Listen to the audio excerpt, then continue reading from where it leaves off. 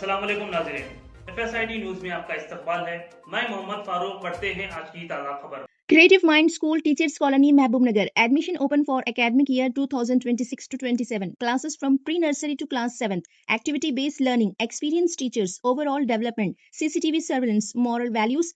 Special offer for first 50 students. Director Mohammad Abdul Rahim Chand.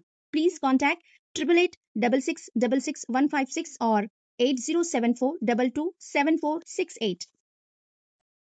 Eid ul Azha की नमाज के लिए ईदगाह वक्फ रहमानिया पर किए जा रहे इंतजामात का अक़लियती मालियती कॉरपोरेशन चेयरमैन उबैदुल्लाह कोतवाल के हमरा रुकन असम्बली महबूब नगर एनएम श्रीनिवास रेड्डी ने मुआयना किया।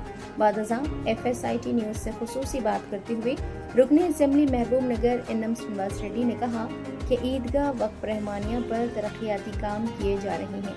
महबूब नगर में हो रहे तरक्याती कामों में रुकावट करने की कोशिश की जा रही है। अवाम ऐसे लोगों की बातों में ना आए। अवाम को रोजगार से जोड़ने के लिए रियासती हुकूमत की जानिब से कई एक तरक्याती काम किए जा रहे हैं।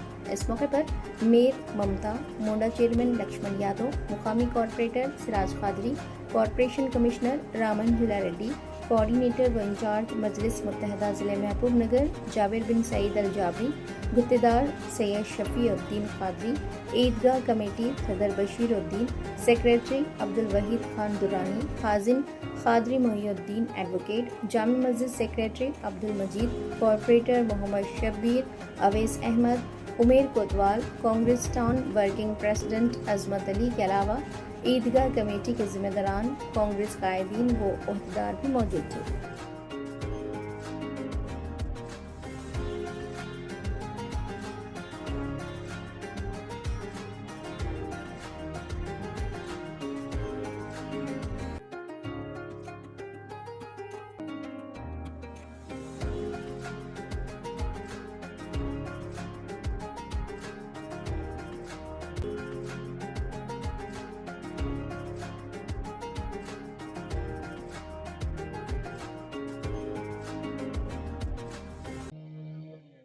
वन crore 50 lakhs से ఈద్గా రెహమానియా డెవలప్మెంట్ కోసం మనం శాంక్షన్ చేయడం జరిగింది. ఆ వర్క్స్ జరుగుతూ ఉన్నాయి.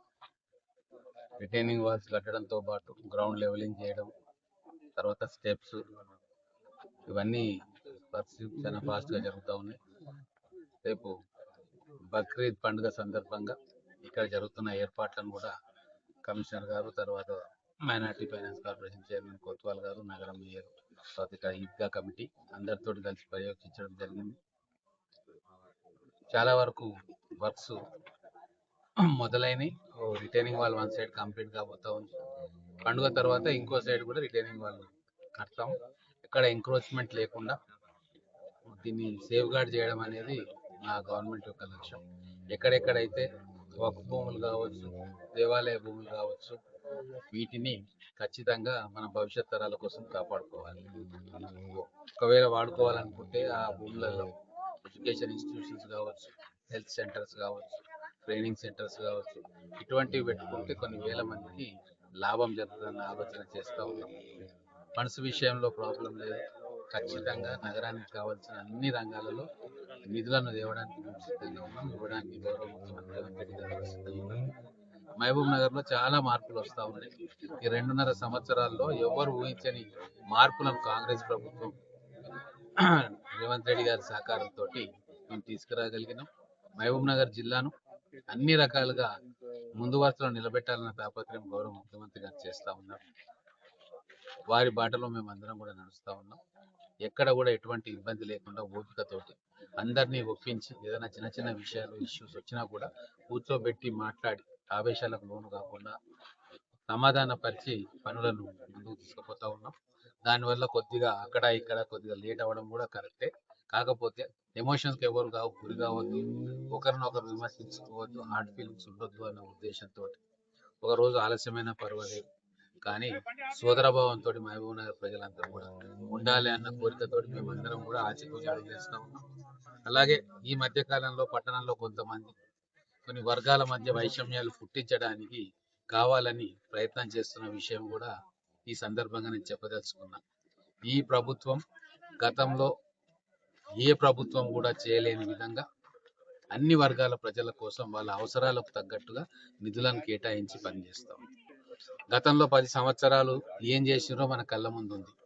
కానీ ఈ 2.5 సంవత్సరాల్లో మేము ఏం చేస్తా ఉన్నాము, భవిష్యత్తులో ఏం చేయబోతా ఉన్నాము అనేది కూడా స్పష్టంగా ప్రజలకు తెలుస్తూ ఉంది.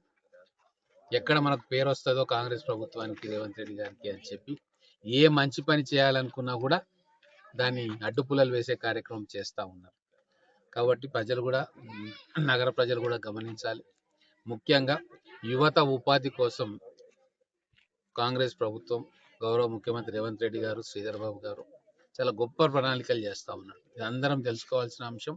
హైదరాబాద్ లాంటి ఒక నగరాన్ని నిర్మాణం చేయాలని చెప్పి 30,000 ఎకరాల్లో ప్లానింగ్ చేస్తూ ఉన్నారు.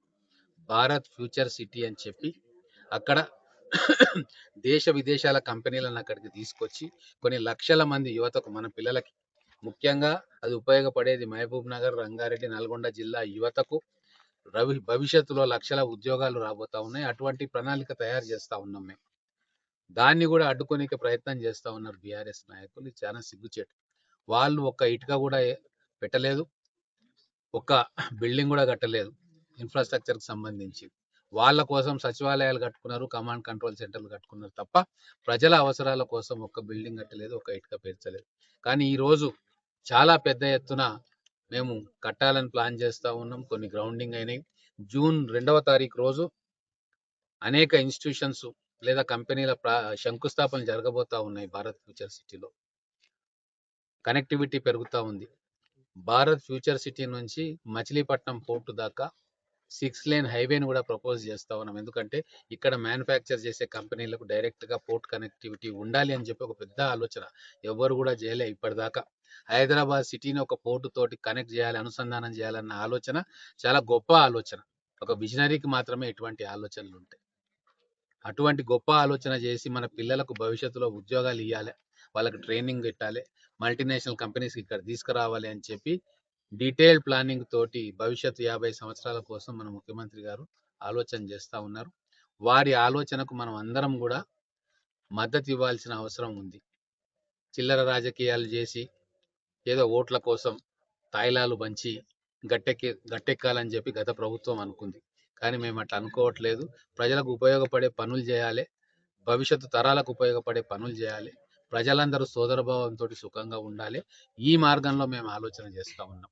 లీడర్కు లూటర్కు ఉన్న డిఫరెన్స్ తెలంగాణ ప్రజలు తెలుసుకోవాలని చెప్పి నేను ఈ సందర్భంగా కోరుతా ఉన్నా. లీడర్గా రేవంత్ రెడ్డి గారు అద్భుతంగా ముందుకు తీసుకెళ్తా ఉన్నాడు. 10 సంవత్సరాల కాలంలో వాళ్ళు లూటర్స్గా మిగిలిపోయినారు. కాబట్టి ప్రజలకు లీడర్ కావాలన్నా, లూటర్ కావాలన్నా, లీడర్స్ కావాలన్నా, లూటర్స్ కావాలన్నా తేల్చుకోవాల్సిన సమయం వచ్చింది.